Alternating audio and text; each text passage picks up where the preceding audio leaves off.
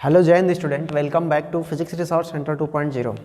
और आज के इस वीडियो में हम लोग फिर से अपने उस प्रकाश का परावर्तन तथा अपवर्तन वाले चैप्टर से कुछ नए न्यूमेरिकल्स को सॉल्व करेंगे जो प्रीवियस ईयर की परीक्षाओं में पूछे गए हैं। तो इस पर ऑलरेडी मैंने 5 क्वेश्चन का सॉल्यूशन आपको दे रखा है। आज हम उसके आगे का जो सॉल्यूशन होगा, जो प्रीवियस ईयर परीक्षाओं में जो न्यूमेरिकल्स पूछे गए हैं उन्हें मैं पुनः आपको बताता हूँ, ठीक ना। मैं प्रश्न को आपको उसी इमेज फॉर्मेट में दूंगा जैसे मैं देता हूँ और मैं सीधे उसका सॉल्यूशन आपको बताता हूँ, ठीक ना। तो मैं प्रश्न को पढ़ता हूँ। सबसे पहले प्रश्न दिया है, एक ऑटो वाहन में पीछे से आने वाले किसी अन्य वाहन को देखने के लिए 6 मीटर वक्रता त्रिज्या वाला एक उत्तल दर्पण लगा है।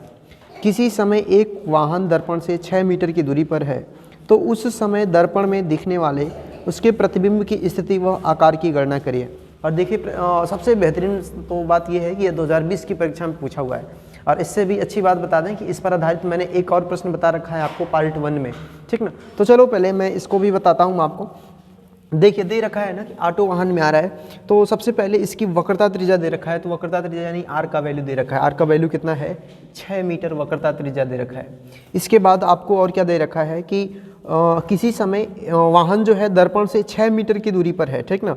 जब दर्पण से 6 मीटर की दूरी पर है तो जो u का वैल्यू दे रखा है वो भी कितना है?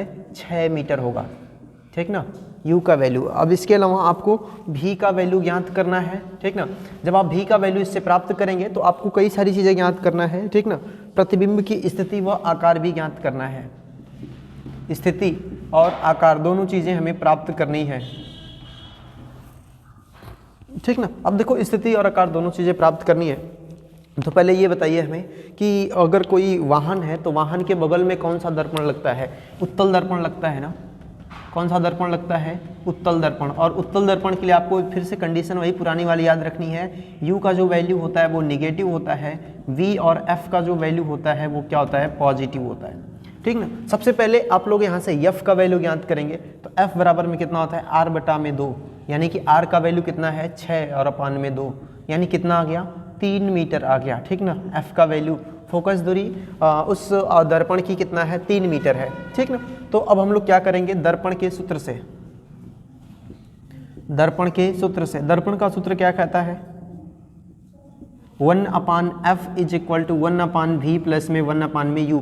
सभी वैल्यूज को पुट करिए, ठीक ना। जैसे ही हम लोग सभी मानों को रखते हैं तो 1/f का वैल्यू दे रखा है कितना है? 3 इज इक्वल टू 1/ जो v का वैल्यू हमें ज्ञात करना है प्लस में 1/u का वैल्यू दे रखा है 6। देखिए, उत्तल दर्पण है तो माइनस लिखेंगे, ठीक ना।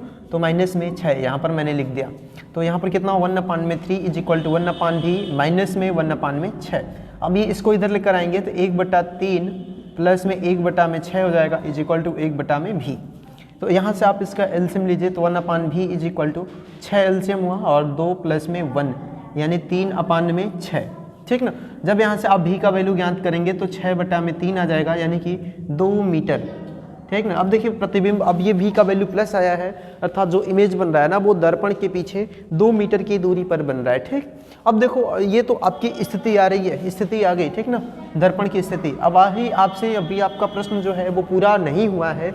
अभी आपसे इसमें आकार की भी बात कर रहा है। इसका आकार क्या है? आकार के लिए फार्मूला क्या लगाएंगे? m is equal to minus में v बटा में u। आवर्धन का वैल्यू ज्ञात करेंगे तो आकार पता चलेगा। देखिए, माइनस v का जो वैल्यू है वो कितना है? 2 मीटर। तो 2 और बटा में u का जो वैल्यू है वो कितना है? 6 है, ठीक ना। तो माइनस में 6 मैं लिखता हूँ, कितना हो जाएगा? माइनस और माइनस प्लस हो गया और 1/3। m का वैल्यू, आवर्धन 1/3 है। अब बताइए, 1 से कम है ना। अगर 1 से कम है तो क्या मतलब यहाँ पर आपको क्या चीज़ें मिल रही हैं, ठीक ना। अगर आपको अभी भी क्लियर नहीं हो रहा हो ना तो i/o लिख लीजिए इज इक्वल टू 1/3। और यहाँ से जब आप i का वैल्यू ज्ञात करेंगे तो o/3, अर्थात वस्तु का 1/3 बन रहा है। जितना लंबा वस्तु है उसका 1/3 जो क्या बन रहा है? प्रतिबिंब बन रहा है। इसका आवर्धन प्लस में 1/3 मिल रहा है, ठीक ना। तो ये सिंपल काफ़ी बेहद आसान है और इसी सारे पैटर्न पर आपसे प्रश्न पूछे गए हैं। और आप इन प्रश्न देखिए 2020 में है, ठीक ना, 2020 में है। और ये पैटर्न आप याद रखेंगे ना तो आपको याद क्या रखना है? उत्तल दर्पण के लिए कंडीशन याद रखना है, अवतल दर्पण के लिए तीनों को निगेटिव कर दीजिएगा और बाकी दर्पण का सूत्र याद करना है। दर्पण का कौन सा सूत्र है? इस सूत्र को अगर याद रखते हैं तो आपको शायद सारे न्यूमेरिकल्स आपके सॉल्व हो जाएंगे, ठीक ना। अब मैं अगला क्वेश्चन आपसे लेता हूँ। अगला क्वेश्चन क्या है? तब तक मैं इसको इरेज करता हूँ।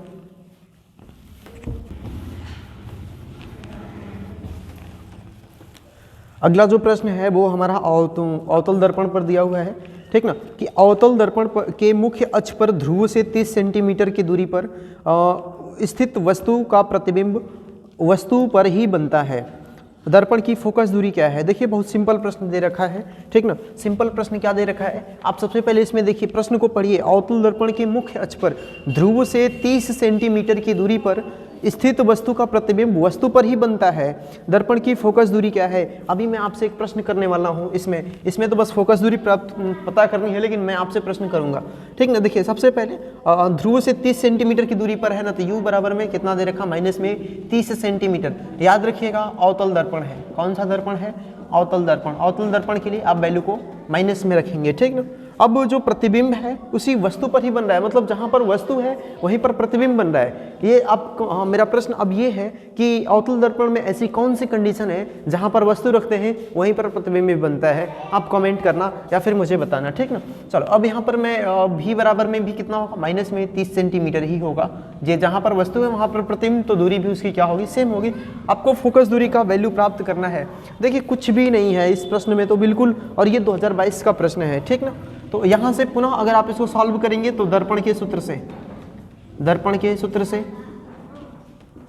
दर्पण का सूत्र क्या होगा, 1/में F इज इक्वल टू 1/में V प्लस में 1/में U, ठीक ना।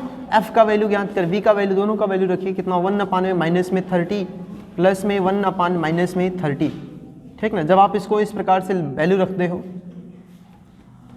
आप इसका एलसीएम लीजिए। पहले आप इसको सॉल्व करिए, 1/में माइनस में 30 और यहाँ पर भी माइनस 7/में 30। जब आप एलसीएम लेंगे कितना हुआ, 30 -1 -1 इज इक्वल टू माइनस में 2/में 30, कितना हो जाएगा, 1/में F के बराबर, ठीक ना।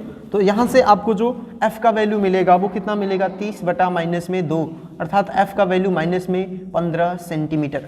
कितना, F is equal to minus में 15 सेंटीमीटर, ठीक ना। ये याद रखेंगे, ये आपकी फोकस दूरी की वैल्यू आ गई। अब ध्यान से इसका आवर्धन तो 1 आएगा ना, 1 आएगा, मतलब 1 क्यों आएगा भाई, 1 आने का रीजन है, रीजन क्या है कि जहाँ पर वस्तु है वहीं पर प्रतिबिंब है, जितना वस्तु की दूरी उतना प्रतिबिंब की दूरी, दोनों कट जाएगा। अगर आपसे ऑप्शन में ये प्रश्न पूछ देना, ऑप्शन में दे दे, तो आप इतना याद रखना, जहाँ पर वस्तु बन रहा है वहाँ पर प्रतिबिंब बन रहा है। तो अवतल दर्पण बोल रहा है तो एक ही कंडीशन होती है, जहाँ वस्तु वहाँ प्रतिबिंब, तुरंत इसकी आधा कर देना, आपका आंसर आ जाएगा। अवतल दर्पण है तो माइनस लगा देना, ठीक ना। चलो अब मैं इसे इरेज करता हूँ और अगले प्रश्न की तरफ चलता हूँ, ठीक ना। इसे मैं अब इरेज करता हूँ। अगला जो हमारा प्रश्न है वो भी बिल्कुल समान है, 2022 का ही प्रश्न है वो भी।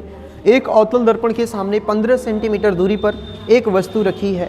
यदि दर्पण की फोकस दूरी 30 सेंटीमीटर हो तो प्रतिबिंब की स्थिति और प्रकृति ज्ञात करिए, ठीक ना। देखिए अवतल दर्पण है और अवतल दर्पण है और यहाँ पर दे क्या रखा है, बहुत इंटरेस्टिंग प्रश्न है। चलिए पहले देखिए लिखा क्या हुआ है, अवतल दर्पण के सामने है ना, तो अवतल दर्पण लिख लीजिए। यहाँ पर आप अवतल दर्पण दे रखा है, देखिए ये मैं आपको समझाने के लिए लिख रहा हूँ अवतल दर्पण, ठीक ना। इसके अतिरिक्त आपको दे रखा है 15 सेंटीमीटर दूरी पर वस्तु रखी है तैयार से, u बराबर में माइनस में 15 सेंटीमीटर, ठीक ना। और इसकी दर्पण की जो फोकस दूरी F है वो कितना दे रखा है, माइनस में 30 सेंटीमीटर दे रखा है, ठीक ना। अब आपको प्रतिबिंब की स्थिति और प्रकृति ज्ञात करनी है, ठीक ना। चलिए अब इसको हम लोग सॉल्व करते हैं। तो प्रतिबिंब की स्थिति और प्रकृति चाहिए ना, प्रतिबिंब की स्थिति चाहिए और क्या चाहिए, प्रकृति चाहिए, ठीक ना। चलिए यहाँ पर देखिए v का वैल्यू प्राप्त करना है हमें, तो क्या लिखेंगे, दर्पण के सूत्र से, दर्पण का जो सूत्र है फिर से 1/में F इज इक्वल टू 1/में V प्लस में 1/में U। सभी वैल्यूज को पुट करिए, 1/ माइनस में 30 हो जाएगा प्लस में 1/, इज इक्वल टू V का जो वैल्यू है वो हमें ज्ञात करना है, प्लस में 1/, U का वैल्यू कितना दे रखा है, माइनस में 15 दे रखा है, 15 दे रखा है, ठीक ना।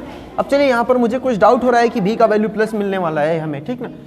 तो यहाँ पर कितना हो जाएगा, 1/में भी इधर ही हो गया, माइनस में 1/में 30, ये माइनस इधर आ जाएगा तो प्लस में 1/में 15। आप इसका एलसीएम लीजिए, 15 और 30 का एलसीएम जो आएगा वो 30 आएगा, -1 प्लस में 2, -1 प्लस में 2 इज इक्वल टू 1/में भी, कितना हो जाएगा 1/30 इज इक्वल टू 1/v, अर्थात जो v का वैल्यू मिलता है वो मिला 30 सेंटीमीटर। लो भाई हो गया काम इसका, ठीक ना, ये प्लस में आ गया। और आपको पता है अवतल दर्पण में u, v और f तीनों का जो वैल्यू होता है वो क्या होता है, निगेटिव होता है, परंतु हमें क्या मिल गया, v is equal to plus मिल गया, ठीक ना, sorry v is equal to plus, हाँ पॉजिटिव मिल गया, v इज इक्वल टू। और जब v इज इक्वल टू हमें पॉजिटिव मिल जाता है तो अब ध्यान समझिएगा कि इसकी फोकस दूरी कितनी है, 30 सेंटीमीटर, वस्तु कहाँ रखी है, 15 सेंटीमीटर। अब आपको वो वाला फिनोमिना याद करना होगा कि जब वस्तु को फोकस दूरी और ध्रुव के बीच रखते हैं तो उसका आभासी इमेज बनता है और दर्पण के पीछे बनता है। बिल्कुल सेम कंडीशन ये भी है कि अब इसका जो प्रतिबिंब बनेगा ना, देखिए स्थिति की बात करें तो दर्पण के पीछे, दर्पण के पीछे, अब देखिए दर्पण के पीछे जब भी कोई वस्तु का प्रतिबिंब बनता है ना तो वो कैसा बनता है, आभासी बनता है और कैसा बनता है, सीधा बनता है, आभासी और कैसा बनता है, सीधा। अगर आप यहाँ से आवर्धन का वैल्यू ज्ञात करिए, आवर्धन कितना होगा, ठीक ना, तो आवर्धन m is equal to minus में v बटा में u का वैल्यू रखिए, माइनस v का जो वैल्यू आया आपका 30 सेंटीमीटर आया, तो 30 और अपान में जो u का वैल्यू आया वो कितना मिला, 15, माइनस में 15, माइनस और माइनस कितना हो गया, प्लस हो गया, और ये कट गया तो 2 हो गया, ठीक ना। तो m बराबर में 2 आ गया भाई, देखो 1 से बड़ा आ गया ना,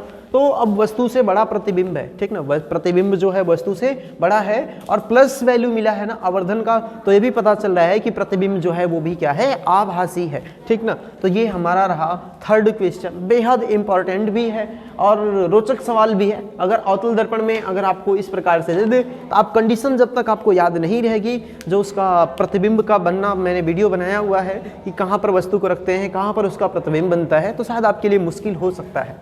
अब मैं इसको इरेज करता हूं और आपको एक और प्रश्न बताता हूं, ठीक ना, चलिए इसको मैं मिटा दूं।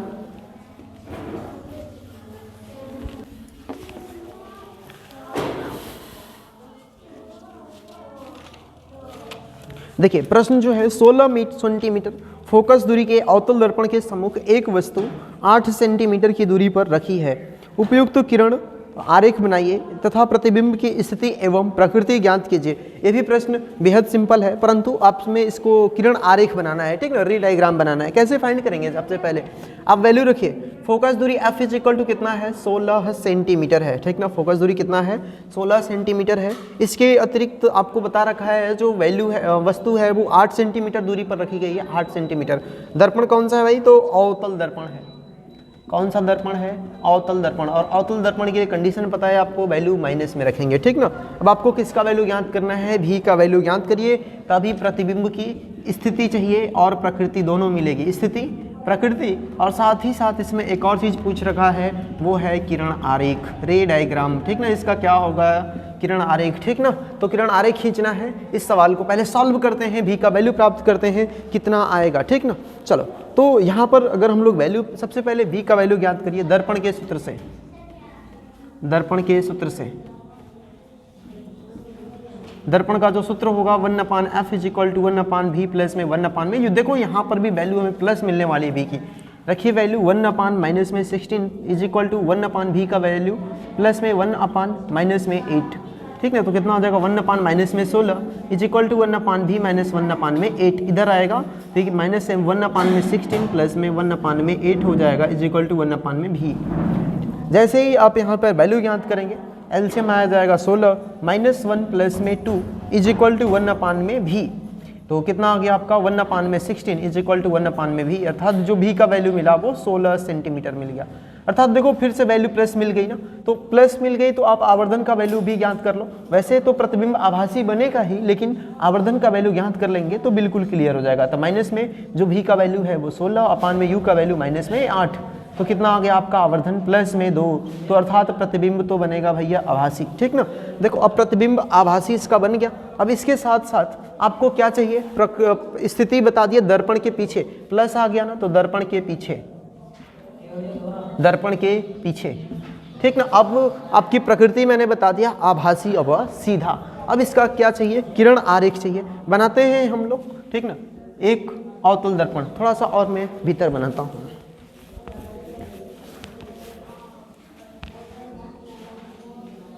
ठीक ना। ये हो गया हमारा अवतल दर्पण, ये इसका पोल P हो गया, इधर इसका फोकस F हो गया, इधर वक्रता केंद्र C हो गया। ठीक है, देखो फोकस दूरी 16 सेंटीमीटर, वस्तु कहाँ पर रखी गई है 8, अर्थात वस्तु कहीं यहाँ पर रखी गई है। ठीक ना, वस्तु अगर कहीं यहाँ पर रखी गई है, इसका किरण आरे खींचेंगे, जो किरण मुख्य अक्ष के समांतर जाएगी वो कहाँ से निकलेगी, फोकस से निकलेगी। जो किरण इसके वक्रता केंद्र से आएगी वो वक्रता केंद्र से ही क्या हो जाती है, आउट हो जाती है, निकल जाती है। ये किरणें कहीं इधर तो नहीं मिल सकती है, परंतु ये कहीं पर जाकर के पीछे की तरफ मिलेंगी। ठीक ना, और जब ये कहीं पीछे की तरफ जाकर के मिलेंगी, जिस स्थान पर ये मिलेंगी वहीं पर इसका क्या बनेगा, प्रतिबिंब बनेगा। ठीक ना, यहाँ पर इसका प्रतिबिंब, अगर ये ए बी वस्तु है तो यहाँ पर जो इमेज बनेगा वो ए डैश बी डैश बनेगा। अब यहाँ पर आप सभी वैल्यूज़ को भी दिखा सकते हो, फोकस दूरी f है तो यहाँ से यहाँ तक की जो वैल्यू को आप 16 सेंटीमीटर दिखा सकते हो, बिल्कुल एग्जैक्ट यहाँ पर। ठीक, इसके अलावा जो वस्तु है ये आपकी यहाँ से यहाँ तक की दूरी है, ये आप 8 सेंटीमीटर यहाँ से इसको दिखा सकते हो, और ये जो प्रतिबिंब की दूरी है यहाँ से यहाँ तक वो भी 16 सेंटीमीटर आया है, तो 16, ठीक ना, 16 सेंटीमीटर लिख सकते हो, बिल्कुल दिखा सकते हो एग्जैक्ट यहाँ पर। तो ये रहा आपका रे डायग्राम। ठीक ना, इस प्रश्न के लिए। तो आई होप कि आपको ये चारों क्वेश्चन समझ में आए होंगे। ठीक ना, अब मैं मिलता हूँ आपसे नेक्स्ट वीडियो में, तब तक के लिए जय हिंद।